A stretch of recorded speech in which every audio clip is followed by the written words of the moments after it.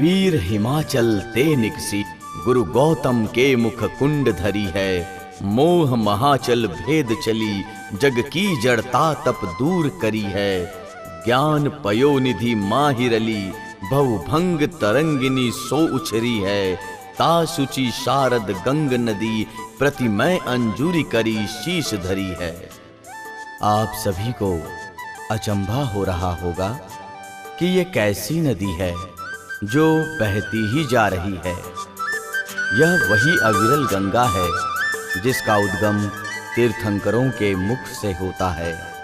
यह वही अविरल गंगा है जिस गंगा में अमृत स्नान करके अनेकों जीवों ने तीर्थंकर, गणधर, अरिहंत एवं सिद्ध जैसे महान पद को प्राप्त किया है। और यह वही अविरल गंगा है जिसे प्रत्येक जनमानस कहता है। जिनवाणी, सरस्वती, शारदा। सुखमा दुखमा नामक चतुर्थ काल में तो यह गंगा निर्बाध बहती रही, परंतु जब काल चक्र की धुरी पर दुखदाई पंचम काल सवार हुआ तो मुक्ति का द्वार बंद हुआ और ऐसी विकट परिस्थितियों में 6 महीनों तक इसकी होली जली। लेकिन फिर भी गर्व की बात है कि इस जिनवाणी माँ की लाज बचाने के लिए आचार्य कुंद कुंद स्वामी, आचार्य समंतभद्र स्वामी, आचार्य भट्टाकलंग जी, आचार्य महावीर कीर्ति जी, आचार्य विमल सागर जी और आचार्य श्री कुंथु सागर जी जैसे महावीर सरीखे अनेक सपूत हुए, जिन्होंने इस गंगा को पुनः हरा भरा कर दिया। और यह वही गणधर आचार्य कुंथु सागर जी हैं जिनके शिष्यों की श्रृंखला में जिनवाणी का एक ऐसा वीर सपूत हुआ जिसे संपूर्ण जनमानस कहता है। परम पूज्य प्रज्ञा योगी दिगंबर जैनाचार्य श्री गुप्ती नंदी जी गुरुदेव।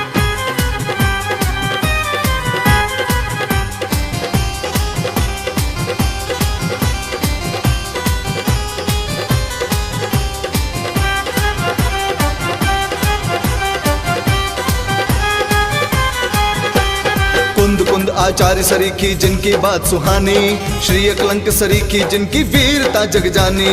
लेखनी में जिनके माता सरस्वती वरदानी, लेखनी में जिनके माता सरस्वती वरदानी।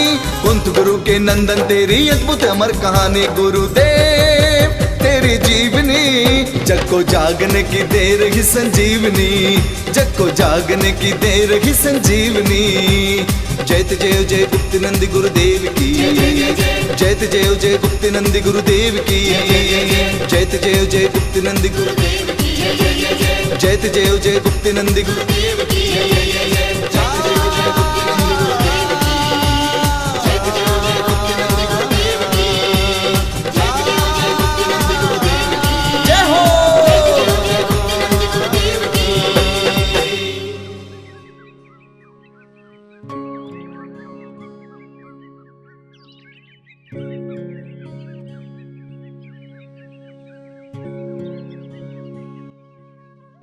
हमें पता है आपकी आंखें आचार्य श्री गुप्ती नंदी जी गुरुदेव के जीवन चरित्र को इस तरह पढ़ने के लिए नहीं, देखने के लिए तरस रही है। और हम ये भी जानते हैं कि आप सर्वप्रथम उनकी जन्मभूमि के दर्शन करना चाहेंगे, तो हम आप सभी भक्तों को ले चलेंगे वहां जहां आप जाना चाहते हैं।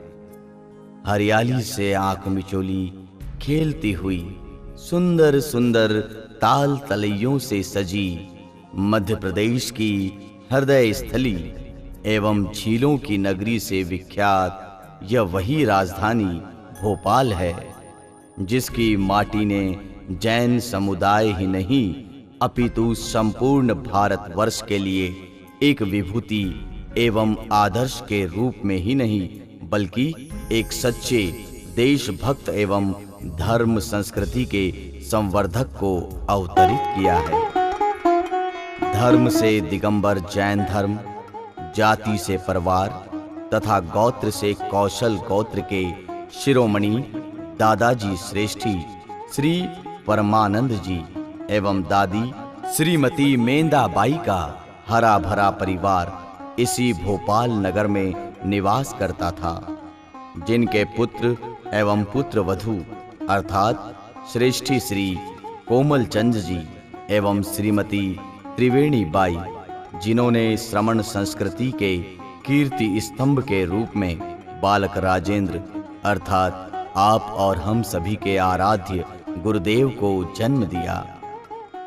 सुंदर सुंदर भव्य जिनालयों की माला से सजा भोपाल, जहां श्री आदिनाथ दिगंबर जैन मंदिर चौक, श्री नेमिनाथ दिगंबर जैन मंदिर आदि अनेक जिनालयों की श्रृंखला में मंगलवारा में स्थित यह श्री चंद्रप्रभु दिगंबर जैन मंदिर है, जिसकी ध्वजा के तले बसा पिताश्री कोमल चंद जी एवं माता श्रीमती त्रिवेणी मैया का यह वही निवास स्थान है, जहां 1 अगस्त 1972 एवं श्रावणवदी सप्तमी मंगलवार की मंगलमय बेला, जब 15 दिन पहले से ही सावन की रिमझिम झड़ी के साथ आगामी जन्मोत्सव के बधाई गीत गा रही थी एवं 1:30 बजे की नवरंगीन दोपहरी, जब बादलों में छिपे सूरज से छुपा छुपी खेल रही थी। इसी मंगल बेला में मां त्रिवेणी के आंचल में वह सूरज अवतरित हुआ, जिसकी बधाई के गीत आज तक यह युग, यह धरती एवं यह संस्कृति गाती आ रही है। बधाई हो बधाई, ओ बधाई हो बधाई, अरे बधाई हो बधाई, बधाई हो बधाई बधाई, बधाई हो बधाई बधाई। देखो घर में सूरज चांद के जैसी मनमोहक छवि आई। बधाई हो बधाई बधाई, बधाई हो बधाई बधाई।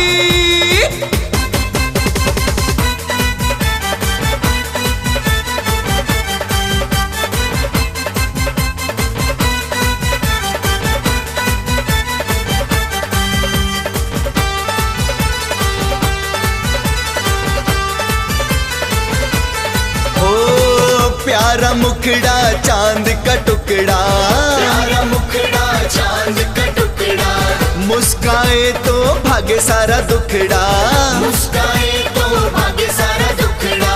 ढोल नगाड़े बाजे देखो, ढोल नगाड़े बाजे देखो, नाचे लोग लुगाई। बधाई हो बधाई बधाई, बधाई हो बधाई बधाई।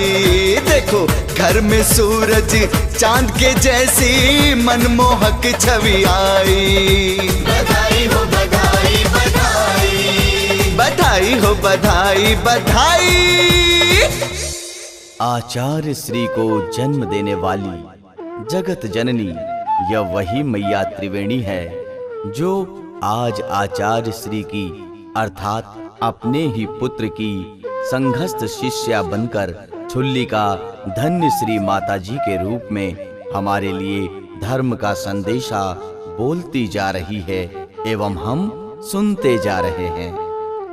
नाना जी के द्वारा राजेंद्र नाम से अलंकृत इस बालक की जन्म कुंडली भी इन्हीं नाना जी ने बनाकर यह भविष्यवाणी की थी कि यह बालक 18 वर्ष के बाद ग्रह त्याग कर देगा।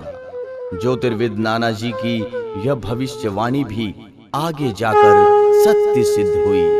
ऐसे नाना नानी एवं माता पिता के द्वारा दिए गए संस्कारों के सांचे में निर्मित बालक राजेंद्र का जीवन पथ चमकता गया।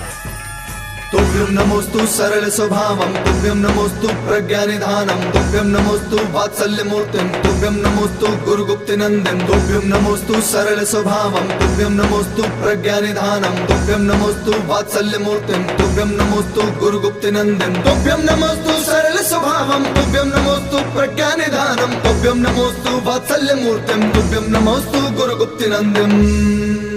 इन विद्यालयों में आपने विद्यार्थी जीवन का आनंद लेते हुए एनसीसी आदि के शिविर में भाग लेकर सैनिक प्रशिक्षण प्राप्त किया तथा संसार को यह संदेश दिया कि जैन बंधु भी समय आने पर देश एवं भारत माता की रक्षा करने के लिए सीमाओं पर तैनात होने की सामर्थ्य रखते हैं।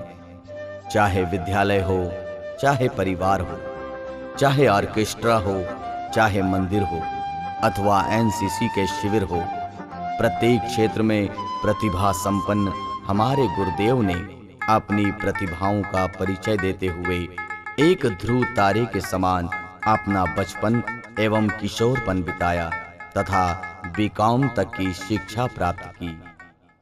कभी धूप तो कभी छांव। 2 दिसंबर 1984 का वह दर्दनाक दिन जब हुआ भोपाल में गैस कांड एवं इसी यमदूत ने माता त्रिवेणी के आंचल से बिटिया राखी के रूप में खिला एक फूल छीन लिया। काल के मुंह में गई अपनी छोटी बहन से संबंधित इस घटना ने तो गुरुदेव को उदासीन बनाया ही था और साथ में ही वैराग्य के संयोग मिलाने हेतु सन 1990 में भोपाल में पधारे विद्याभूषण आचार्य श्री सन्मति सागर जी गुरुदेव, जिनका पड़गाहन अनेकों चौकों के मध्य में बालक राजेंद्र ने किया। गुरु की कठोर साधना को देखकर उनकी वैराग्य भावना को और भी संबल मिला। तब पिताश्री ने तो खुशी से आज्ञा दे दी, पर माँ अपनी ममता के आवेग को रोक नहीं पाई। तब बालक राजेंद्र ने माँ से अपना दृढ़ संकल्प सुनाते हुए कहा कि माँ, आप जब तक मुझे इस मोक्ष मार्ग पर चलने की आज्ञा नहीं दोगी तब तक मैं ना भोजन करूंगा ना ही जल ग्रहण करूंगा। अपने दृढ़ संकल्प से जम्बू स्वामी का परिचय देते हुए जब बालक राजेंद्र ने 3 दिन तक निर्जल उपवास किया तो उस दृढ़ संकल्प के सामने माँ की ममता ने भी घुटने टेक लिए और हंसते हंसते अपने अकलंक सरीखे पुत्र को विदा कर विद्याभूषण श्री सन्मति सागर जी के चरणों में पुष्पांजलि स्वरूप समर्पित कर दिया। गुरुदेव तेरी जीवनी जग को जागने की दे रही संजीवनी, जग को जागने की दे रही संजीवनी। जयत जय जय गुप्त नंदी गुरुदेव की, जयत जय जय गुप्त नंदी गुरुदेव की, जयत जय जय गुप्त नंदी गुरुदेव की, जयत जय जय गुप्त नंदी गुरुदेव की। 17 वर्ष की लघु वय जहां हर युवा भोगों में आसक्त रहता है, ऐसी छोटी सी उम्र में ही बालक राजेंद्र ने गुरु से आजीवन ब्रह्मचर्य व्रत की प्रतिज्ञा करके एक आदर्श स्थापित किया तथा उन्हीं गुरु की प्रेरणा पाकर ब्रह्मचारी राजेंद्र ने एक ऐसे गुरु की शरण पाई जिन्हें कहा जाता है भारत गौरव, वात्सल्य रत्नाकर, आर्ष परंपरा के कीर्ति स्तंभ, गणाधिपति गणधराचार्य श्री कुंथू सागर जी गुरुदेव।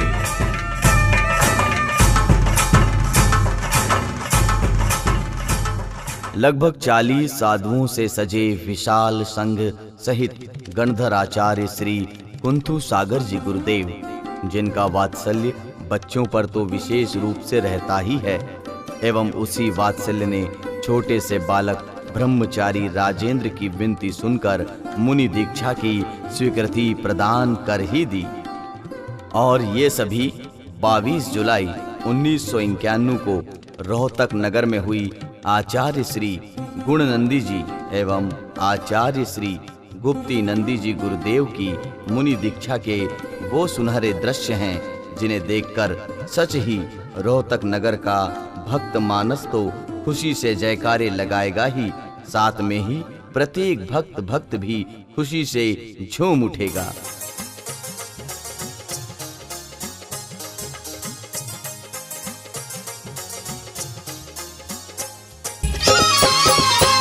बधाइयाँ बधाइयाँ बधाइयाँ बधाइयाँ। देखो बाजे बाजे बाजे रे बधाइयाँ रे, हर्षाई रे सन 91 की 22 जुलैया रे। बरसाई रे रोहतक नगरिया रे। वो देखो हरियाणा में हरियाली बरसिया रे। बरसाई रे रोहतक नगरिया रे। वो देखो हरियाणा के जाट भी उमड़िया रे। बरसाई रे रोहतक नगरिया रे। वो कुंथू सागर जी की मोहनी मूर्तिया रे। बरसाई रे रोहतक नगरिया रे। वो देखो हाथी पे सवारी सजैया रे। बरसाई रे रोहतक नगरिया रे। वो प्यारे दीक्षार्थी राजेंद्र भैया रे। बरसाई रे रोहतक नगरिया रे। वो देखो रोहतक में भीड़ मचैया रे। बरसाई रे रोहतक नगरिया रे। वो देखो सावन भी आषाढ़ में बरसिया रे।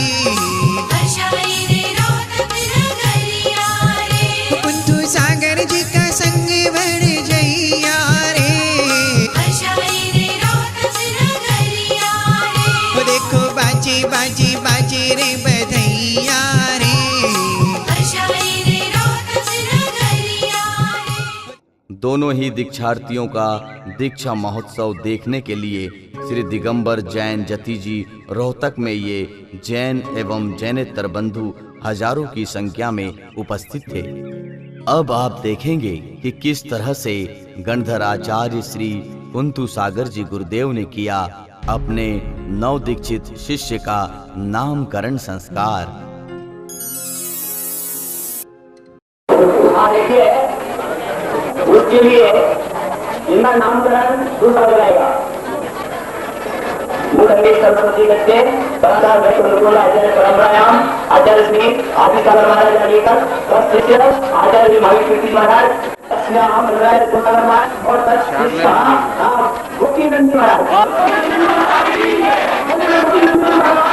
तुभ्यं नमोस्तु सरल स्वभावम सरल स्वभावं तुभ्यं नमोस्तु प्रज्ञानिधानम प्रज्ञानिधानं तुभ्यं नमोस्तु वात्सल्यमूर्तिम वात्सल्यमूर्तिं तुभ्यं नमोस्तु गुरुगुप्तिनंदिम गुरुगुप्तिनन्दिं। दीक्षा गुरु का समागम पाकर तथा आचार्य रत्न श्री कनक नंदी जी गुरुदेव को शिक्षा गुरु के रूप में पाकर गुरुदेव ने अनेक ग्रंथों का तल्लीनता से अध्ययन किया तथा साथ में ही आचार्य श्री पद्मनंदी जी से भी शिक्षा प्राप्त की। एक विद्यार्थी के समान अपना जीवन बनाकर गुरुदेव ने पठन पाठन को ही हमेशा अपना प्रमुख लक्ष्य बनाकर दुर्लभ ज्ञानाभ्यास किया। मुक्ति पथ के विहंगम अनुभवों को संजोते हुए गुरुदेव ने गुरु की आज्ञा पाकर जगह जगह पर जैन धर्म का परचम फहराया एवं साथ में मुनि श्री कवींद्र नंदी जी, मुनि श्री कुलपुत्र नंदी जी, गणिनी आरिका राजश्री माता जी, आरिका क्षमाश्री माता जी तथा आरिका आस्था श्री माता जी ने गुरुदेव के संघ की शोभा बनकर उनके प्रत्येक कार्य में योगदान दिया।